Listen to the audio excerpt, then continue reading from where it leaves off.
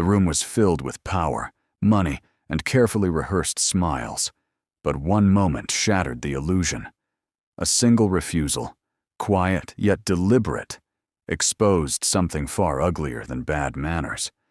It wasn't shouted or announced, just ignored, as if the man standing there didn't deserve acknowledgement. What no one expected was that this small act of disrespect was aimed at someone who controlled more than anyone in the room realized. By the time the sun rose the next morning, fortunes had shifted, alliances had collapsed, and billions were gone without warning. How did one silent gesture trigger a $2.4 billion disappearance overnight? Before that moment, his life moved with quiet precision. He was known in boardrooms and investment circles as a strategist who stayed out of the spotlight, a man whose influence spoke through numbers rather than noise. Years of discipline, education, and calculated risks had placed him at the head of a global company valued in the billions. He didn't need to announce his success. It followed him into every room, whether people recognized it or not. His days were structured and predictable. Early mornings, market briefings, long meetings that shaped industries most people never thought about. He believed in professionalism, fairness, and letting results do the talking. Despite his position, he carried himself with restraint, aware that power often made others uncomfortable, especially when it came in a form they didn't expect.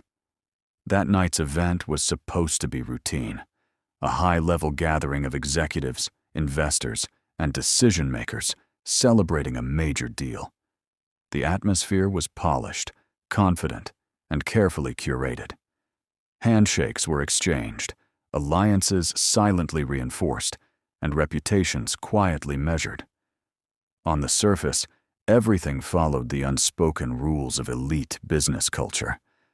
But beneath the polished smiles, something darker lingered. Subtle glances, assumptions made too quickly, judgments formed before introductions were complete. The kind of tension that doesn't announce itself, but waits patiently for the right moment to reveal its truth. No one in that room could have guessed that a single interaction, brief, silent, and seemingly insignificant, was about to expose more than prejudice. It would test power, ego, and consequences in a way no one saw coming. And by morning, the world they felt so secure in would look very different. As the evening unfolded, the tension that lingered beneath the surface began to sharpen. Introductions moved quickly, names exchanged with practiced politeness. Yet when his turn came, the rhythm broke. Eyes hesitated, smiles tightened.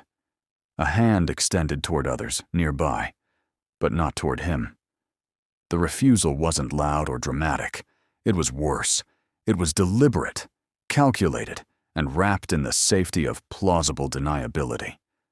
For a brief second, the room seemed to hold its breath. Some noticed. Most pretended not to. The moment passed, but the message had already landed. He was being reminded, quietly, publicly, of how some people still measured worth, not by position or achievement, but by skin. He remained composed. No reaction, no correction. Years of experience had taught him that public confrontation often fed the wrong narrative. Instead, he observed, the way conversations subtly shifted away from him, the way assumptions formed without a single word spoken, the way respect, once automatic, suddenly felt conditional.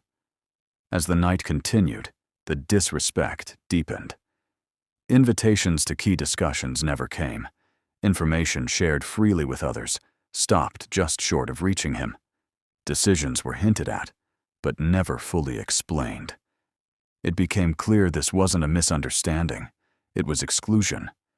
And it was intentional.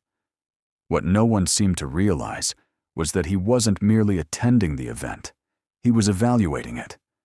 The partnerships being praised, the confidence with which numbers were thrown around, the fragile trust holding billion-dollar deals together. It was all being quietly assessed. Every slight, every dismissal, Every calculated look was being added to a ledger far more important than the one everyone else was focused on. By the time the event ended, laughter echoed through the room. Glasses clinked. Deals were celebrated. The man who had refused the handshake stood proud, surrounded by approval, unaware that something irreversible had already begun. The power dynamics he thought were fixed had started to shift. Later that night, far from the noise and ceremony, decisions were made in silence. Data was reviewed, risks recalculated, commitments reconsidered. Systems that had taken years to build suddenly looked unstable under closer scrutiny. What once felt safe now seemed exposed. As midnight passed, notifications began to light up screens across time zones. Subtle changes at first. Market movements that felt unusual but not alarming. Then sharper drops. Confused analysts searched for explanations that didn't yet exist. Confidence wavered. By the early hours of the morning, panic crept in where certainty once lived. Phones rang unanswered. Emergency meetings were scheduled before sunrise. Something massive was unraveling, but no one could pinpoint why.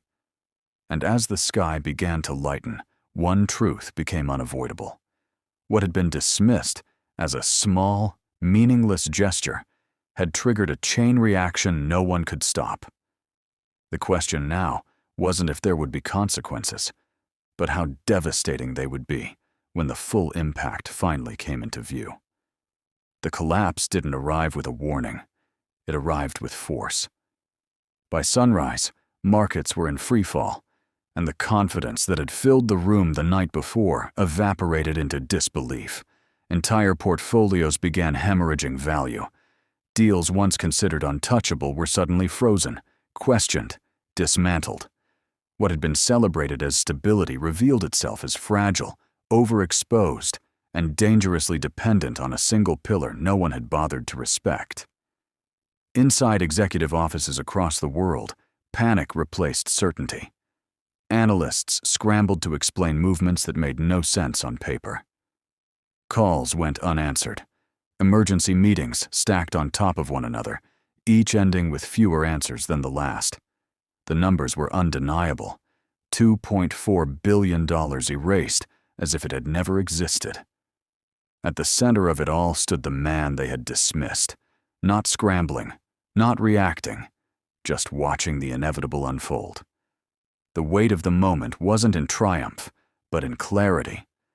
What had been treated as a harmless slight was now exposed as something far more dangerous, an arrogance rooted in the belief that power always looked the same. For the first time, the room that had once ignored him was desperate for his attention. His name appeared on screens, in urgent messages, in whispered speculation. The same people who had looked past him now realized the cost of that blindness. But recognition came too late. The damage had already carved its path. This wasn't revenge fueled by emotion. It was consequence driven by reality. Trust withdrawn, influence redirected, support removed from structures that no longer deserved it. The system corrected itself with brutal efficiency. As the full scale of the loss became clear, one truth echoed louder than the panic. Respect had been optional, but consequences never were. And as the dust settled, the world was left to confront a question it could no longer ignore. How many times had brilliance been underestimated before the price finally became this high? When the dust finally settled, the world didn't look the same to anyone involved. The market stabilized, but the illusion of invincibility never returned. The man at the center of it all continued his work quietly, unchanged in habit, but sharpened in awareness. He didn't issue statements or seek recognition. He never needed to. The outcome spoke louder than any explanation ever could. What stayed with him wasn't the loss of billions or the sudden shift in power. It was the reminder of how easily prejudice still slipped into places that claimed to be modern, fair, and merit-based. A room filled with wealth and influence had reduced a human being to an assumption, forgetting that competence doesn't announce itself in familiar accents, faces, or gestures. The incident rippled outward. Companies rewrote policies. Partnerships were reevaluated. Conversations that had been avoided for years were suddenly unavoidable. Not because morality demanded it, but because reality had enforced it. Racism, once brushed off as subtle or insignificant, had proven itself capable of shaking entire systems. For viewers, the story isn't just about one man or one moment. It's about how often brilliance is overlooked, how frequently respect is withheld, and how dangerous it is to underestimate people based on appearance alone. It's about the quiet strength it takes to respond with restraint, and the undeniable power of consequences that don't need permission to arrive. Because the truth is uncomfortable, racism doesn't always announce itself with violence or slurs. Sometimes it shows up as silence, as a refusal, as a hand never shaken. And the question that lingers long after the story ends is this: how many doors have been closed? How many futures altered? Simply because someone decided another person didn't belong. If this story made you pause, share it. Talk about it.